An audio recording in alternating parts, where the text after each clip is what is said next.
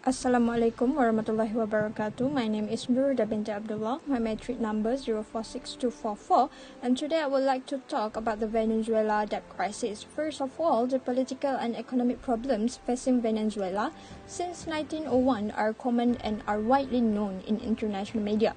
Nevertheless, that is less well known is the position that willingness of Venezuela to restructure its sovereign debt would eventually playing in the capacity of the government to resolve the consequences of the current crisis. So the ongoing failure of the Venezuela to restructure its debt stems from many sources, including attempts by the current government for forestall debt escalation, as well as the effects of the United States sanctioned on investors negotiating with the current. The reason why Venezuela is in turmoil are years of hyperinflation, political and financial crisis. The nation was once considered Latin America's most affluent, owing to have the world's largest oil reserve.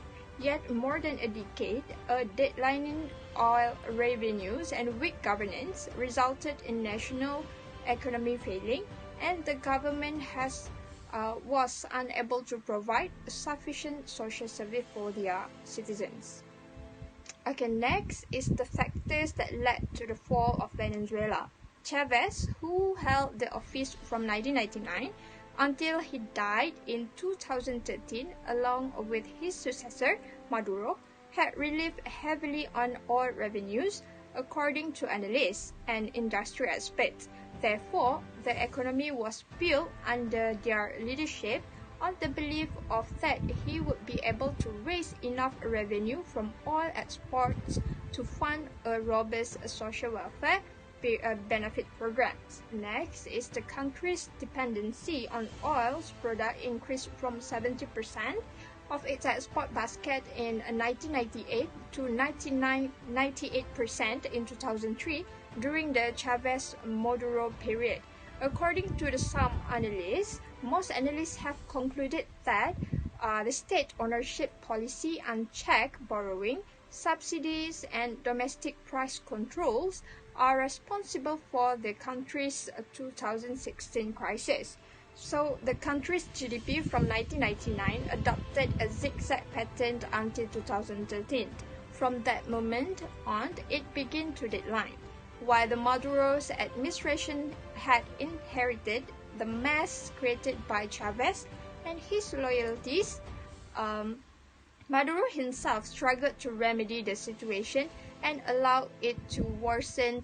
Besides facing political instability, it looked as if in the coming years the government would have faced numerous challenges in its attempt to stabilize society and the economy. So the other factors that led to the fall of Venezuela can be said that the political factors of borrowing to sustain a standard of living under a shrinking economic pie, and second is the windfall of the Venezuela oil price, as I mentioned just now, and lastly, corruption in Venezuela is one of the factors. According to the Transparency International Corruption Perception Index, corruption is high in Venezuela and it is widespread at many social levels.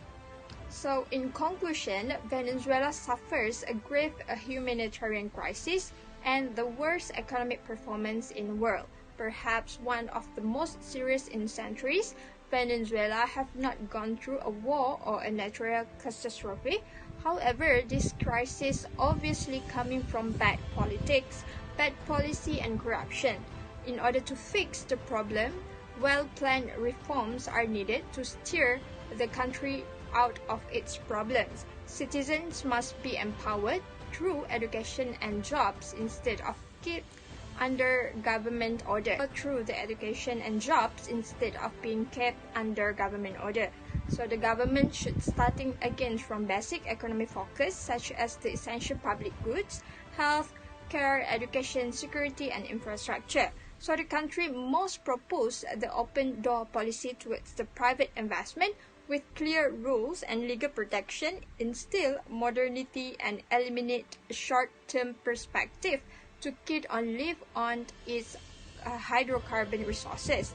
Venezuela also must lower their ego to try to start over a good relationship with other countries to support and aid for their economic recovery. So reforms will be successfully if was implemented by new leaderships and with the stable political standing, conviction, and strong international support.